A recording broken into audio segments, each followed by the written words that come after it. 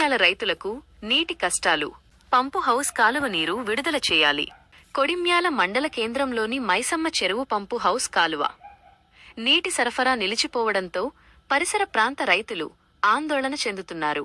కాలువ నీటిపైనే నమ్మకంతో వందలాది ఎకరాల్లో రైతులు సాగు పనులు ప్రారంభించి ఇప్పటికే వరి నాట్లు వేశారు. ఎండిపోతున్న పొలాలు. నాట్లు వేసిన సమయంలో నీరు అందకపోవడంతో పొలాలు నెర్రలు చాచే పరిస్థితి నెలకొంది. ఎంతో కష్టపడి అప్పులు చేసి పెట్టుబడి పెట్టిన రైతులకు ఇప్పుడు నీరు అందక పంట ఎండిపోతుంటే ఏం చేయాలో పాలుపోవడం లేదు. సమయం మించిపోతోంది. మరో 2-3 రోజుల్లో నీరు విడుదల చేయకుంటే వేసిన నాట్లన్నీ పూర్తిగా ఎండిపోయి భారీగా నష్టపోయే ప్రమాదం ఉందని రైతులు ఆవేదన వ్యక్తం చేస్తున్నారు.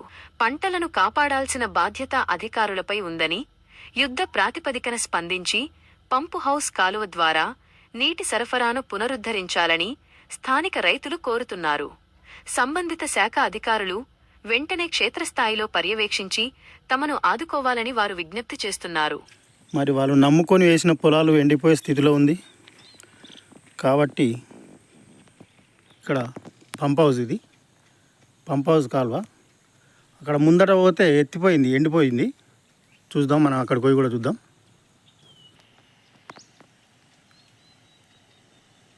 మొత్తం కాలువ ఇక్కడైతే పంప్ హౌస్కి వెళ్ళే మధ్యలో అయితే ఎండిపోయింది. అంటే ఇది ఉంటేనే ఇప్పుడే ఎండిపోతే దాదాపు పంట చేతికి రావాలంటే కనీసం ఇంకో 2 నెలలు పడుతుంది.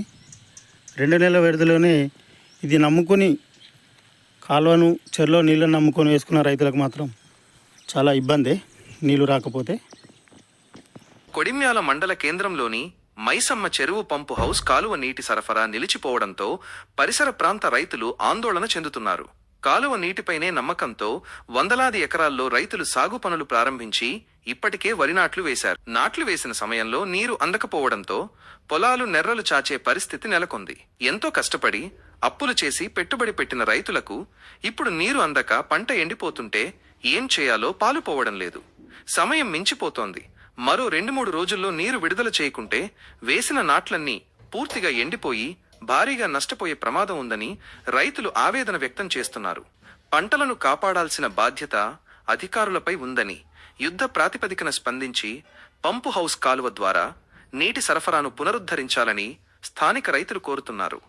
సంబంధిత శాఖ అధికారులు వెంటనే క్షేత్రస్థాయిలో పర్యవేక్షించి తమను ఆదుకోవాలని వారు విజ్ఞప్తి చేస్తున్నారు.